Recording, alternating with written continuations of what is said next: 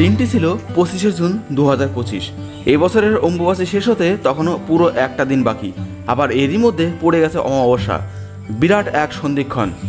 আমার এক দর্শক বন্ধুর অনুরোধ ছিল এরকম এক সন্ধিক্ষণে গঙ্গাতে কেমন জোয়ার আসে সেটা তিনি দেখবেন, তাও আবার কলকাতার আহেরিতলা ঘাট থেকে। তাই তো সকাল সকাল তার সমস্ত দাবি মেনে বাড়ি থেকে সাইকেল নিয়ে বেরিয়ে পড়েছি আমার হোম রেলওয়ে স্টেশন আড়ংঘাটার উদ্দেশ্যে। গেদে থেকে ভায়া প্রিন্সেপ ঘাট হয়ে মাঝেরহাটগামী একমাত্র ট্রেন সকাল 6:13-তে এসে পৌঁছায় আড়ংঘাটা রেলওয়ে স্টেশনে। সেই ট্রেনে চেপেই আমার যাত্রা। নামতে হবে শোভাবাজার আহেরিতলা রেলওয়ে স্টেশনে।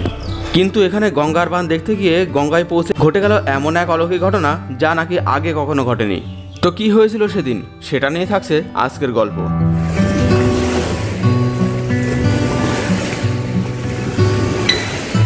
নমস্কার বন্ধুরা, স্বাগতম জানাচ্ছি ট্রাভেল ম্যাজিকের আরও একটি ব্র্যান্ড নিউ ব্লগে।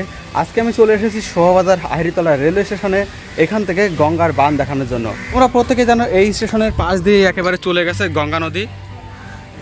তো এর আগে এই গঙ্গারই আমি একটি বাঁধ দেখিয়েছিলাম দক্ষিণেশ্বর থেকে, আর সেই ভিডিওর কমেন্ট বক্সে আমার এক দর্শক বন্ধু আমাকে জানিয়েছিল শোভাবাজার আহেরিতলার গঙ্গার ঘাট থেকে গঙ্গার বাঁধ দেখাতে। প্রধানত তার রিকোয়েস্টেই আজ আমার এই শোভাবাজার আহেরিতলাতে আসা। এখানে গঙ্গার বাঁধ আজকে আমি তোমাদেরকে দেখাবো।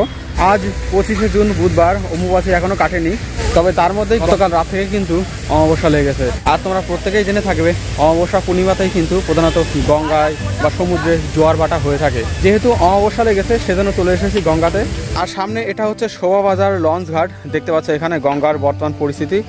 জল কিন্তু এখন অনেকটাই কমে গেছে গঙ্গার ঘাটে। এখানে যে স্নানের ঘাট রয়েছে সেই স্নানের ঘাটে যখন গঙ্গায় পুরোপুরি জল থাকবে তখন কিন্তু এই সমস্ত স্থান কিন্তু একেবারে দৃশ্যমান হবে না, পুরোপুরি গঙ্গার নিচে চলে যায়। তো চলো কথা না বাড়িয়ে একেবারে আহেরিতলা ফেরিঘাটে চলে যাই। এর পাশের ঘাটটাই হচ্ছে আহেরিতলা ফেরিঘাট। আর গঙ্গায় এখন চলছে ভাটা যেহেতু, তো দেখতে পাচ্ছ দ্রুত গতিতে জল কিন্তু একেবারে সমুদ্রের দিকে ধাবিত হচ্ছে।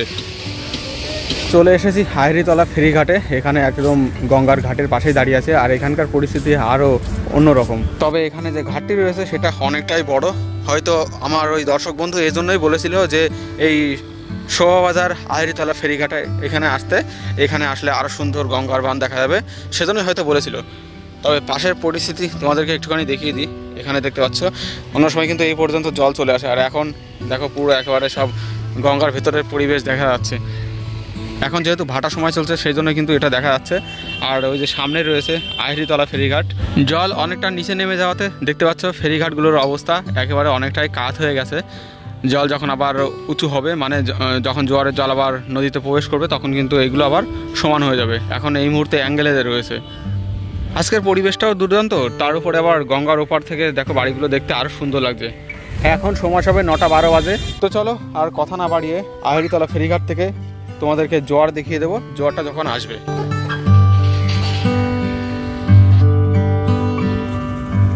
তো বন্ধুরা এখন সময় বাজে 9:42, আর ধীরে ধীরে কিন্তু জলের স্তর বাড়া শুরু হয়ে গেছে।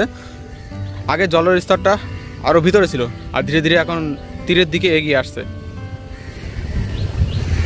এই যে পানাটা যেখানে দেখতে পাচ্ছ তোমরা ভেসে যাচ্ছে, এই পর্যন্ত আগে জলের লেভেল ছিল, মানে ওই পর্যন্ত জল ছিল। এখন কিন্তু জল ধীরে ধীরে উপরের দিকে উঠে আসছে, তার মানে খুব তাড়াতাড়ি কিন্তু বান আসতে চলেছে। আর গঙ্গাতে ভেসে যাওয়া এই প্লাস্টিকের টুকরোটা দেখেই বুঝতে পারছো জল কিন্তু এখন উল্টো দিকে বইছে।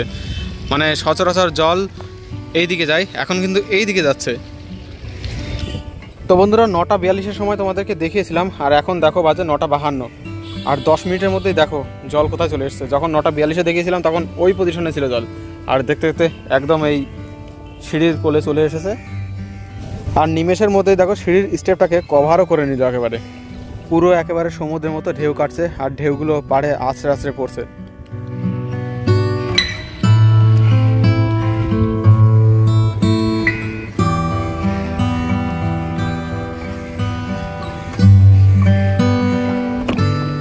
আর আজ কিন্তু যে শুধুমাত্র অমাবস্যা রয়েছে এমনটা নয়, আজ কিন্তু অম্বরবতীর অমাবস্যা। তো সকাল 9টা থেকে অপেক্ষা করতে করতে এখন বেলা 11:40 বাজে, মানে 12টা বাজে চললো। জল দেখতে পাচ্ছ এই পর্যন্ত চলে এসেছে, কিন্তু জোয়ার এখনো আসেনি। এর মধ্যে বৃষ্টি চলে এসেছে।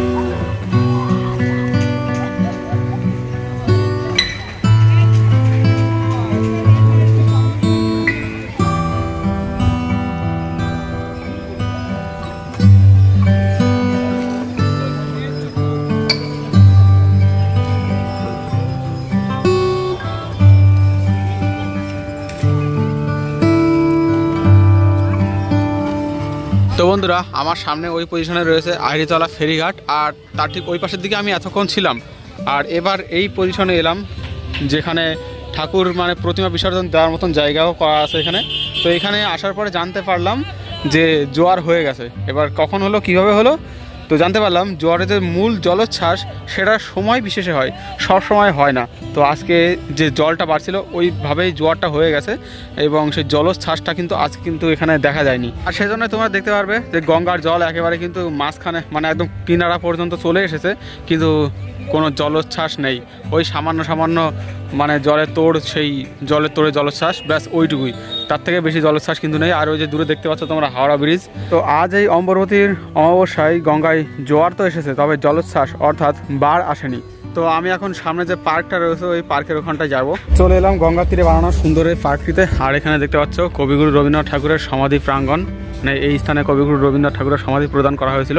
আর সুন্দর একটা জায়গা এটা, একেবারে গঙ্গার তীরে মনোরম একটা জায়গা বানানো। আর সামনে এটা হলো নিমতলা শ্মশান।